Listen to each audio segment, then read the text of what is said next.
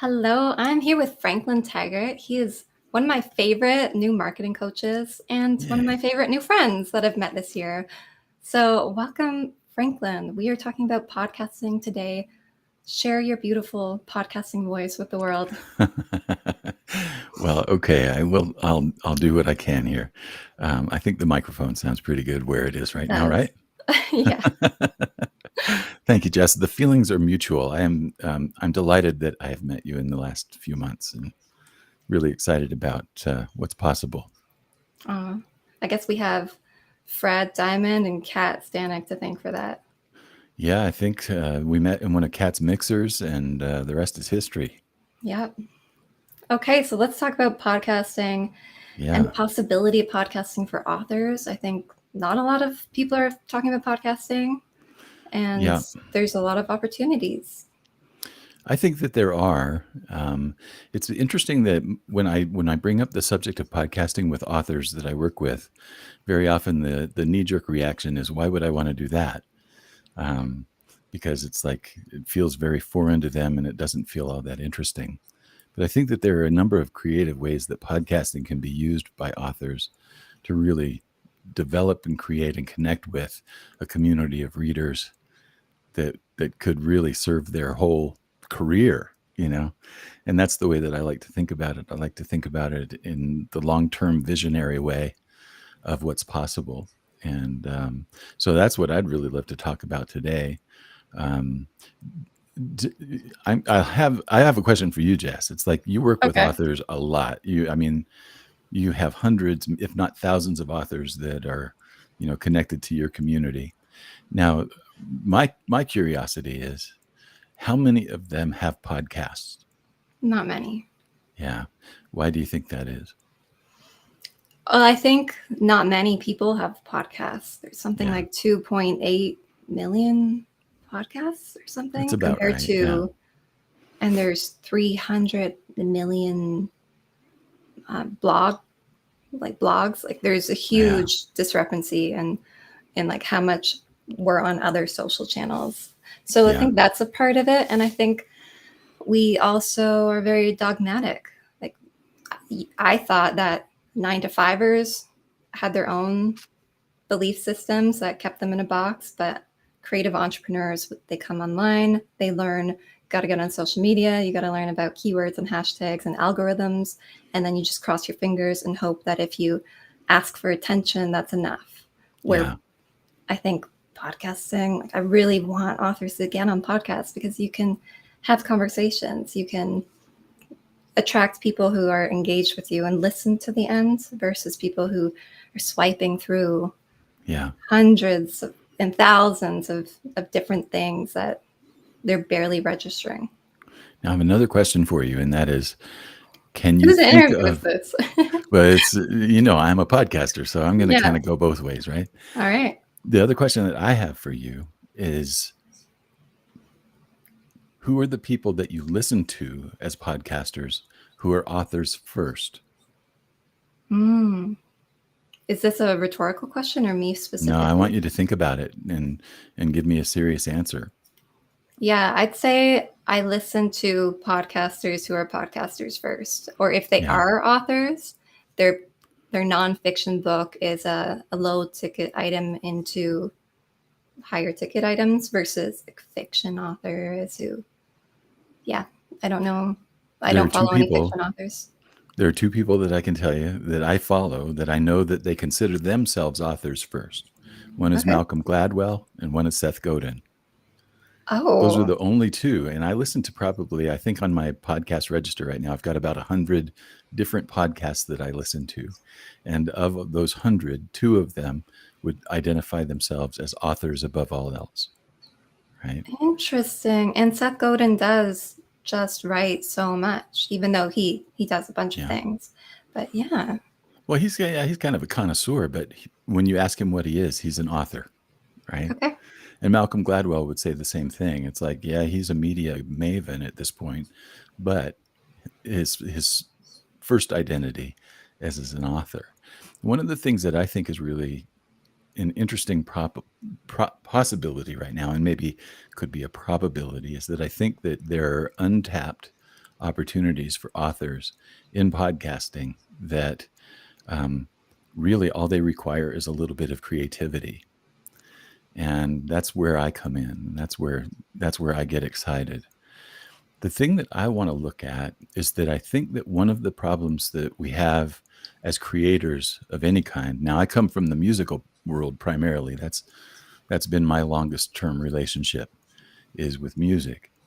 In that world, the income necessity is I have to sell music to make money, or I have to sell lessons to make money, or I have to do this to make money.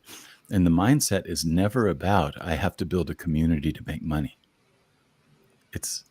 I never thought that way until I was well past my musical prime. And I think that's one of the things that I'm going to put out there first and foremost is that I think one of the things that we've got to start doing as creators is to think about what is the larger mission that we serve and who's the Mhm. community that it connects around that mission. Because it's not just about the creative work, it's about something bigger than that. And that's where we really connect. And it's like what you're finding with the collaborative community that you're putting together and Self Pub Hub. The things that you are proposing there are all about serving something bigger than each individual member, right? And each individual member can contribute to something much bigger than just themselves, but they all can benefit from it. And that's the way I think that we have to approach podcasting as well. It's like, instead of thinking of a podcast as a place to pitch your books, why don't you think about it as a podcast as a place to build, nurture, and connect with a community of readers? Now, here's the other interesting proposition that you might like. I think that the real opportunity is for that to be a collaborative effort between authors who are trying to reach a similar reading audience. So instead of me as a single author being out there saying, I write historical fiction that's World War II focused, I'm going to go out there and build an audience for my books. Well, how about if all of us who are historical fiction writers who specialize in that one area of history, what if we were to gather our resources, put it all together, and have a podcast that we all participate in, we all contribute to, and we all benefit from? What do you think about that? That's awesome. But It's who exciting. do you all hop in together? Do you split it? How does that work? Those are logistics that have to be worked out. Okay. But the thing that I think is important is that that's a possibility that I haven't seen tapped yet. Right Mhm. now, I've seen some small scale attempts at it in music. I've seen some small scale attempts at it in other forms of art, but I haven't seen it yet in the writing world and literature. Right. So I think that that's where one of the biggest opportunities is. What if like 4 or 5 of me and my author friends that write that historical fiction about World War II, what if we all got together and pooled our resources together to create a podcast that was interesting to readers of World War II fiction? Okay, all of a sudden something has just happened where it's not about me anymore. It's about Mhm. serving that bigger vision of helping readers find experiences that they're going to enjoy and remember, right? Yeah. Yeah. And it So takes the that's weight off of you to just create and create. And now you can be like, my books, you read all 3 of my books, but read my friends' books. They're just as great. you're thinking in that direction now, right? So now all of a sudden the possibility, I know one of the things that I've seen you write about is the power of combining audiences, right? Mhm. Sharing is caring. Oh yeah. And so what you're creating with this kind of a podcast is an audience experience where all of our audiences can benefit and learn and grow and have the things that we want to have, these experiences of, you know, being in the story of World War II, or being in the story of, romance, or being in the story of whatever. But it's an opportunity that I haven't seen anybody do yet. Franklin, what do you think of a quiz funnel where it's like which of these books, like list of historical fiction books is right for you, and then Yeah. based on, what age group and whether you want your main character to be female or male or whatever it is, you get pushed into different funnels of everyone on the podcast. That's not a bad idea. And then that's just it. It's like, who knows how diverse this could become? It could be Yeah. just one genre, one narrow genre, or it could be multiple facets of a similar genre. Like historical fiction is wide, Yeah. every era going all the way back to prehistory is Yeah. covered in historical fiction.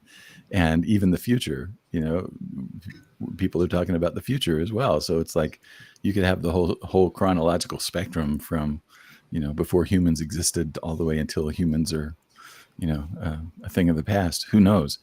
But the potential that I get excited about is to see that it's no longer the burden of one author to go out and build yet another audience for their um, book.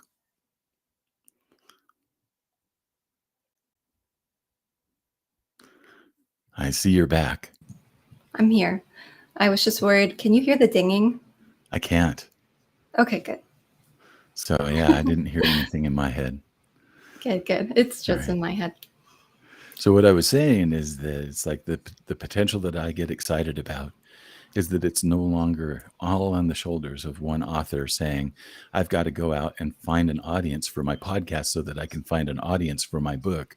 And then they have night sweats going, how do I find an audience for any of this?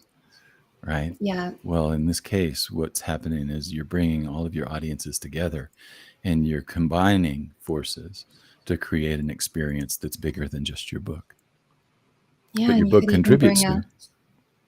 absolutely. You could bring a Facebook group or a circle group, a Discord channel, whatever, into it as well. So you have your combined tribe to talk to each other and engage and talk about every episode. And Yeah. yeah, it sounds lovely. It sounds like the way we should be doing things instead of competing with each other, especially as authors. Your readers need to read a lot. Like, books only take you so far. In a good year, I'll probably read 25 books. That's a lot. And some people And read more. in a given year, I think the most prolific author that I've ever met wrote 3. So my appetite for books is bigger than what one author can produce. Yeah. You know. And I'm curious, would you, as an interview host, because I know you Yeah. bring on your own guests, would you rather interview people who are your ideal readers and clients or interview people who serve your ideal readers and clients? That's a good question. In my podcast, my podcast is kind of a weird thing. My podcast is called Your Own Best Company, and it's targeted to people who love working alone. And the reason that I created this podcast is because I am that person. I love working alone, and I want to talk about that. Because one of the things that's happening is, and I get solicitations almost every day from people saying that my specialty is helping solopreneurs build teams and do this. And I say, well, I work with people who don't want to have a team.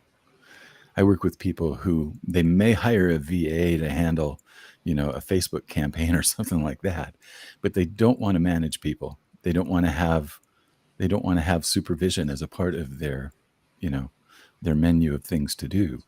Yeah. I want people. Sounds like me. Yeah, exactly. I want people. I want to reach people who want to spend their time primarily creatively in a place that they have the space and the time and the resources right at hand that they need to do the creative things that they want to do. Those are my people. Yeah. So what's really interesting is that the people that I bring onto the show, they have to have something to say to people who love working alone. Okay. And it can't be that you need a team.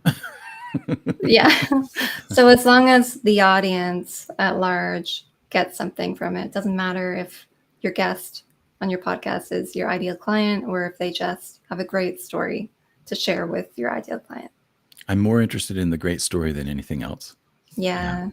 I want things that people are going to remember and want to come back for, you know. Yeah.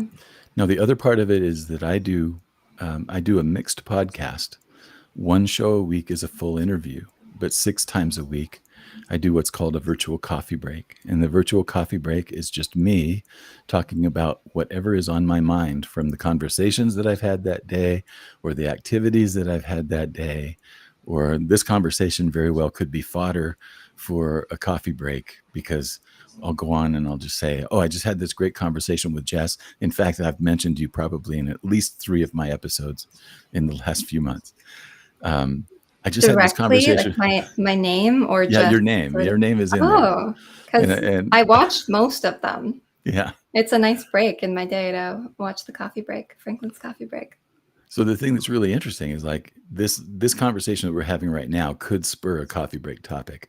But Yeah. my coffee breaks are generally about 10 minutes long, and they're usually me thinking out loud about something that I've talked about that day or about a certain thing that keeps coming up, or, you know, I'm all about quizzes this week because of the Interact quiz thing. Yeah, Yeah, I'm all there that. with you.